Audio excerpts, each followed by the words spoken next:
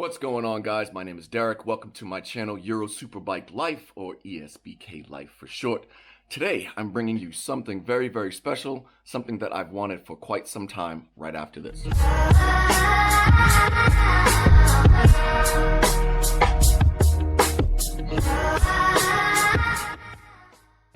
Welcome back, guys. So today we are doing an unboxing of my new i2m Chrome Pro 2 dash that I got for my track S1000RR. This is probably part one of a 2, maybe 3-part series. We'll see how it goes. We'll do the unboxing today, and then I'll do another video for the install. So let's get right to it, because this should be a fairly quick video.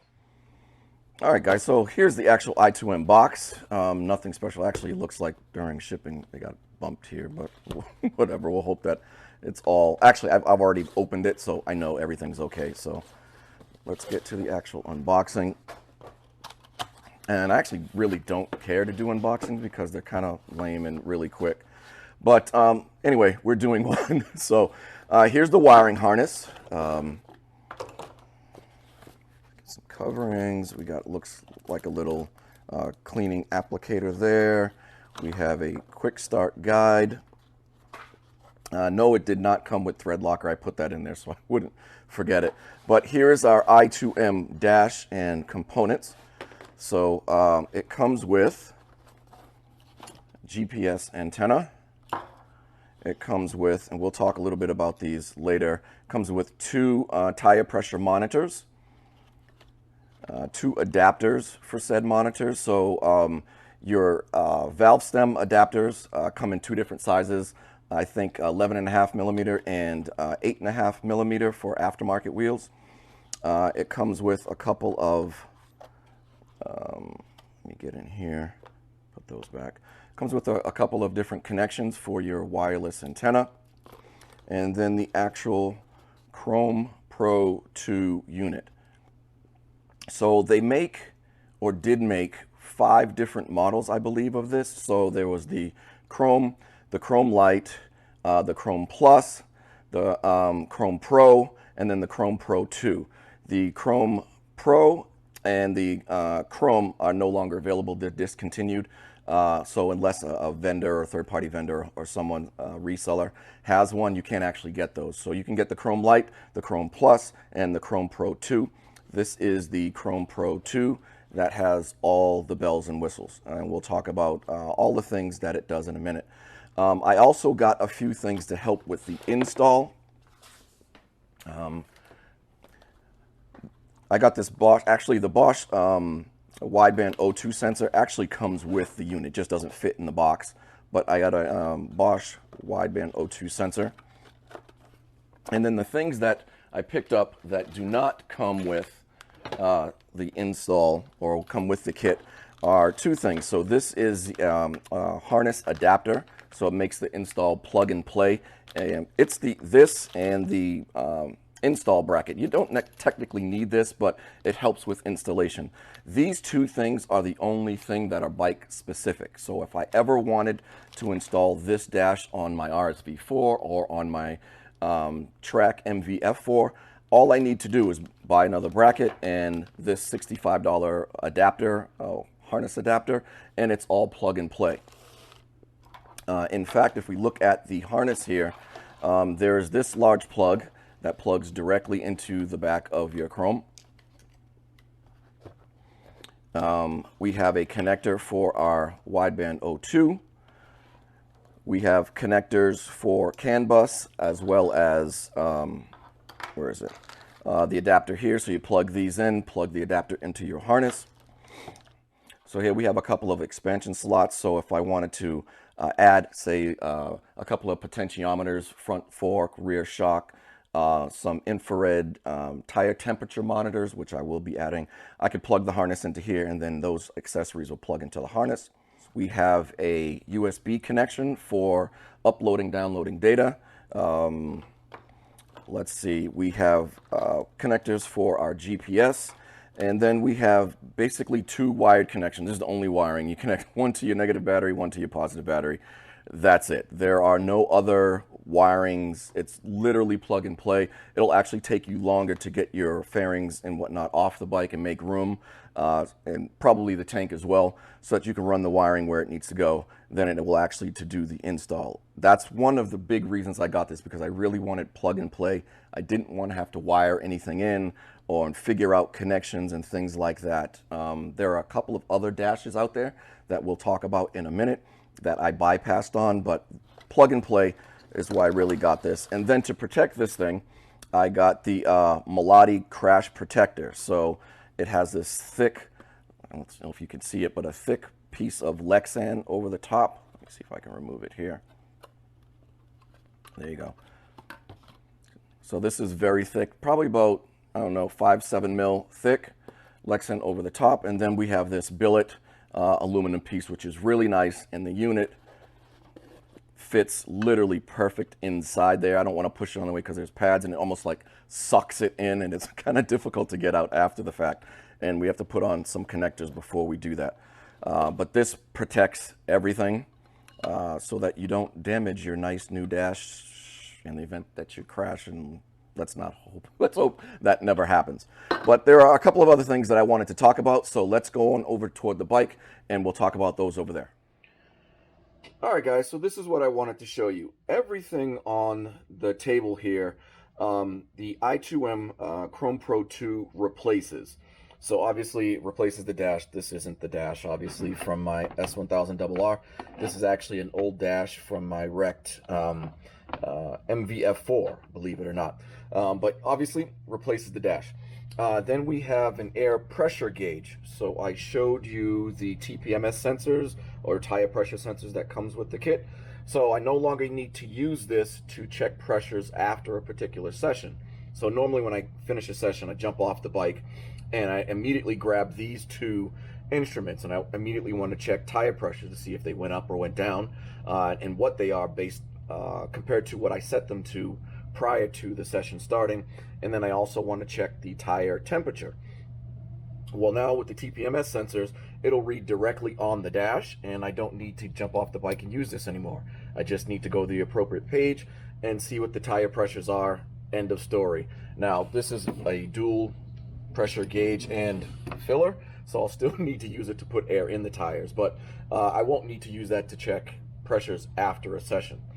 Likewise, this is an infrared temperature gun, so you just point it at the wheel and or tire, and you can check the temperature of either. I've been told, now I don't quote me on this, but I've been told that the tire pressure monitors, sensors, excuse me, that come with the kit also measure wheel temperature. So they'll also send the temperature to the i2m Chrome Pro 2. That remains to be seen.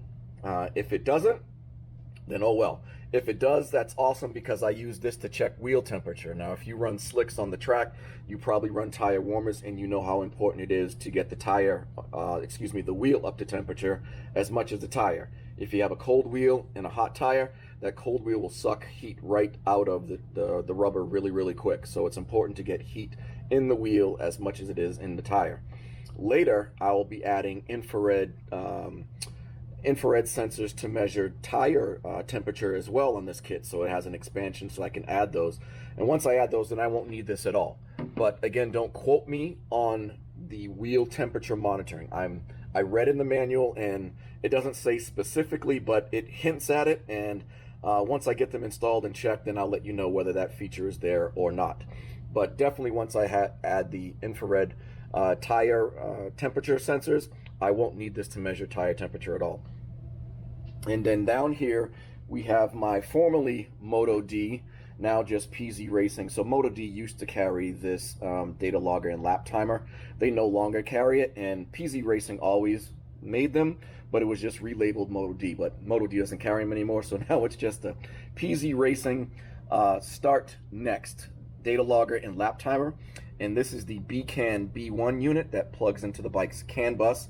It allows this unit to record or pull data directly from the bike. So data like oil temperature, water temperature, gear, RPM, lean angle, front and rear wheel speed, and things of that nature. And it's a lap timer, so it holds hundreds of tracks, and you just go to the track, turn it on, it automatically recognizes where you are and start recording once you start moving and so forth, and does all of this stuff. But my i2m Chrome Pro 2 replaces this unit. So it has CAN bus automatically built in, so it'll automatically pull information from the bike. I don't need a separate unit. And it has tracks stored in it. So my i2m doesn't store hundreds of tracks on the dash itself. It only stores 20, and specifically 20. You can't upload 19 or 17 or 1 or 21 or 22. It has to be exactly 20 tracks. Now you may say, oh, that's kind of crappy. Well, the reality is you only get one track at one time, so you just upload the track that you want to go to before you get there, and you're good. However, this stores hundreds of tracks. I can select any one of them. It has all of my local tracks as well as all the major tracks, even international tracks. So that's the downfall of the i2m. It only holds 20. However, if you download the software that comes with said display, it's called Danis. Danis holds hundreds of tracks, and the only problem I've run into with Danis and its tracks is it only seems to have all the major tracks. So it doesn't have the local tracks that I frequent. So when I was in Arizona, I was at Arizona Motorsports Park and Indy Motorsports Ranch, and you know, those local tracks, formerly Fireberry, which I now think is called Wild Horse Pass Raceway or something like that. It doesn't have tracks like that. Now that I'm out here, it doesn't have Palmer or Canaan or Thompson Peak or any of those. It doesn't have any of those tracks.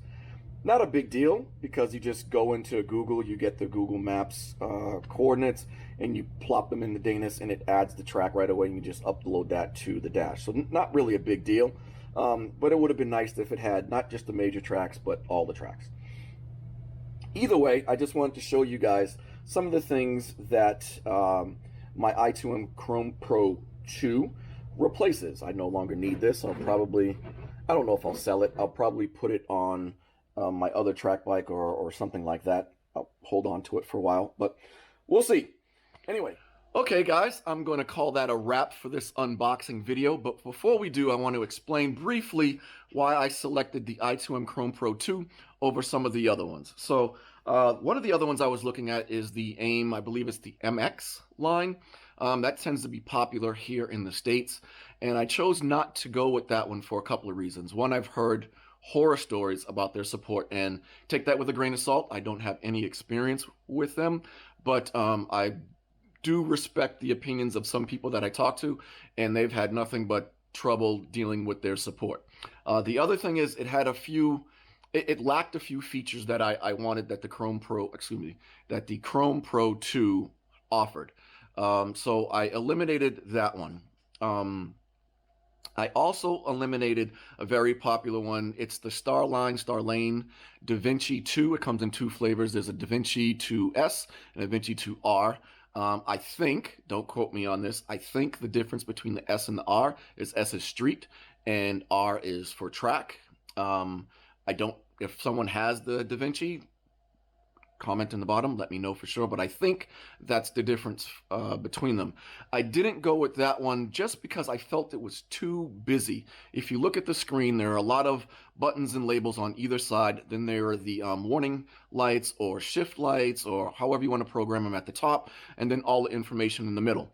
And while I know all of those lights and things aren't on all at the same time, it felt busy to me. So if I'm riding on the track and I want to look down and grab a quick piece of information, it seemed like I had to hunt for that information. And that would probably only be 1 or 2 sessions before I figured out where exactly that information that I'm looking for is, and then I would just look there. But it seemed too busy for me, and I wanted something a little bit more minimalistic.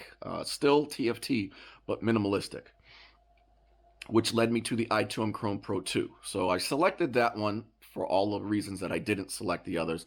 But the other reason is I talked to a number of people. I don't know if you're familiar with Abby, but he has a channel on YouTube called Chasing Tents.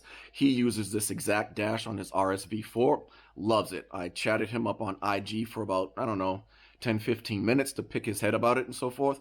He absolutely loves the dash, so that was great. I also talked to my guys over at Bellissimoto. They gave it rave reviews. Absolutely loved it. That also happens to be where I got it. So shout out to Randy Lyle over at Bellissimoto. Thank you very much for sourcing these items for me. By the way, Bellissimoto doesn't stock this item. They don't carry it normally, and I knew that. But I called up Randy. I got a relationship with those guys, and I said, "Can you get me this i2m stuff that I'm looking for my track bike?" He said, "Give me a few minutes." Got back to me literally within 10-15 minutes and said, "Yeah, I can get it. Let me know when you want to order it. Here's the price and so forth." So what that means is if you go to their website and you don't see something there, drop them a line. Give Lyle a call or drop them an email and say, "This is what I'm looking for." And there's a good chance that they'll get it. So check them out, bellissimoto.com.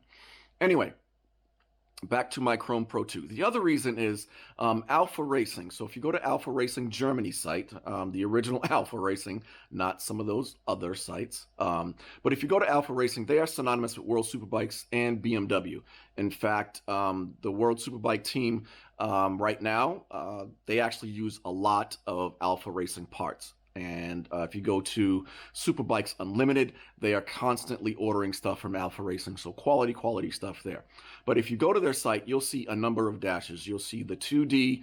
You'll see, I believe they might carry the Motec. I'm not sure. But you'll also see this i2m dash, and it's labeled an Alpha Racing dash. So if they are willing to put their name on it and sell it on their website as their product, that's awesome. I have quite a few Alpha Racing parts on this bike, and quality stuff, all of it. Never had an issue with their support, never had an issue with any of their products. So that was also a big feather in the i2m's cap. And like I said, there were just a bunch of features that I liked. I liked the minimalistic design. There's a clear area where you can see the gear. There's a clear area where you can see speed, lap times, and other information, and you can configure it, and it's plug and play, and all of those other things. So that's why I went with this one. Now, word of note, the Starlane and the i2m are both compatible with your street bike, whereas the i2m is not. So if you go to i2m's site, and it's very easy, download any one of the their manuals for any of the Chrome models, whether it's the Lite, the Plus, or the Pro 2. It says right in the manual, it says right there on their website that this is a track dash only, meaning it doesn't control any of your lights or turn signals. If your bike was built in the last 15 to 20 years, chances are your dash has sensors in it that controls your lights and your turn signals. And if you remove that dash, there's no way to control them. And the i2m is track only. It has no provisions whatsoever to control your lights or turn signals. So if you want to use this on your street bike, you'll have to come up with something else to control those things. Both Starlane DaVinci 2 and the i2m MX both have provisions for controlling your lights and turn signals. That wasn't a big deal for me. In fact, that was another feature that would just add more complications to the dash, and I knew I was going to use this only and exclusively on my track bike. So that wasn't a feature I was interested in. But if you are looking for a TFT display that you want to use on your street bike, this is not the one for you. I would highly suggest you look into I really like the Starlane over the i2m. That would have been my second choice. It's a little busy, but I think you could get used to it. You can configure it, and there's a lot of things, a lot of good things going on there. But that's just my opinion. Look into those two. I also excluded the 2D, which was interesting because factory BMW, used that dash on the HP4 race bike. That is the exact dash that they use on there. But I was looking for a TFT display, and that one is not TFT display. The other one that I briefly considered, I can't even say you consider, is the Motec. Motec was really nice. They offer a lot of different flavors, TFT display, but that seemed to be a hardcore racer type of dash. It was ridiculously expensive. Everything seemed to be an add-on, but it was really minimalistic. It had the speed and gear right in one place. When you looked down at it, you knew exactly what you were looking at. The information was right there. It was really cool, but it seemed to be over and above and beyond what I was looking for as a track day enthusiast, amateur rider kind of thing. Nowhere near professional racer, and that seemed like a professional racing setup more than I wanted to get involved with. So I immediately excluded that one. But anyway, That wasn't as short as I was expecting. But let's wrap this up. I am Derek. This is my channel, Euro Superbike Life. You guys know the drill. Like, comment, subscribe, or smash it. Be sure to stay safe out there with COVID, guys. It is not going away. We're going to be with this for quite some time. So stay safe out there, guys. Anyway, till next time. Take care.